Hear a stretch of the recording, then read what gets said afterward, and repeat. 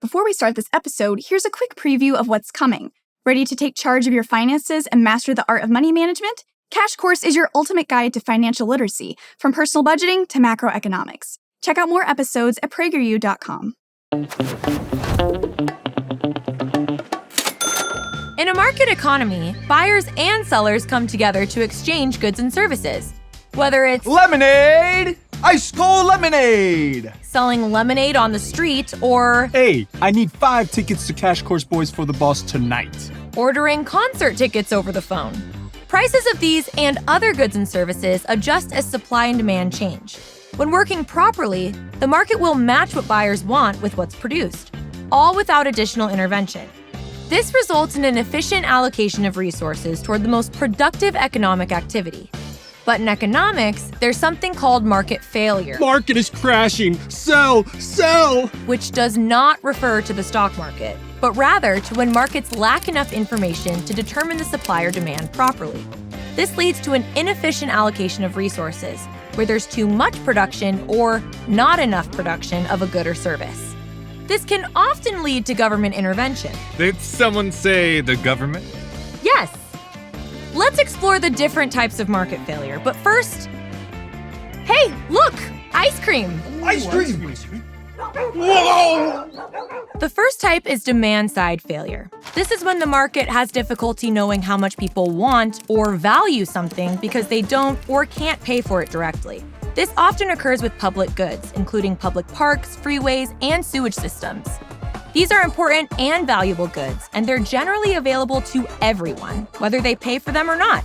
But since people can use them without paying, the market can have difficulty knowing what supply of, say, parks is necessary to meet demand. If left to the free market, there would likely be fewer parks. Next, let's consider supply-side failure. This is when the market supply doesn't account for the full cost in the production of a good or service. Take, for example, a factory making shirts. The factory will generate waste and pollution in its production, but if they don't have to clean it up, then that's an environmental cost to the workers and the surrounding community. If they had to pay for the waste and pollution they created, their business costs would go up.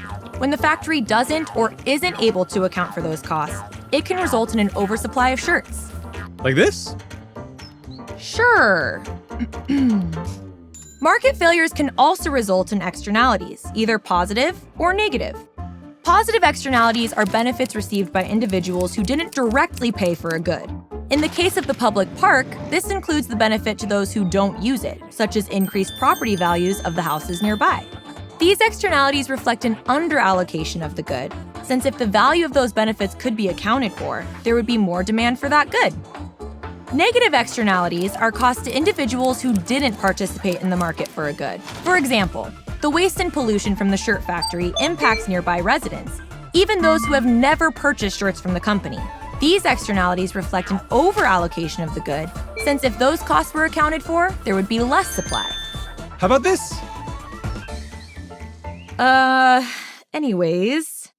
Many market failures involve externalities simply because the market doesn't have the full picture. The market can still reach an equilibrium, but prices and quantities end up too high or too low compared to the optimal or most efficient use of resources. So what can be done about market failures? Governments often intervene in transactions where the market lacks information or needs correction. The government? Heal, boy! Heal! They try to accomplish this in several ways. One way is through direct controls, such as laws that limit certain production activities, like the amount of emissions from a factory. These laws make those activities more expensive or harder to do. Another way is through taxes, called PragerU taxes, which are added to goods that cause negative externalities, like a fee on pollution. This increases a business production costs, discouraging further overproduction. Subsidies are also used, but in this case, subsidies reward behavior that creates positive externalities, like funding public parks or volunteer groups that do neighborhood cleanup. And sometimes the government steps in to provide a good directly, especially when it's something really important, like sewage treatment or clean water, reducing the risk of not having enough. These solutions aren't perfect, and they're not always efficient because the government isn't an expert in producing goods and services. But in certain situations, these options can be better than letting externalities go unchecked. Fine. No! Markets do a great job connecting sellers and buyers in an economy, but sometimes key information is missing. When this happens, market failures can lead to unexpected benefits or costs that impact others. Government intervention can help set things back on track, but it's important for those decisions to be made carefully and sparingly, because the market ultimately operates best when communication between buyers and sellers is direct. So where's mine?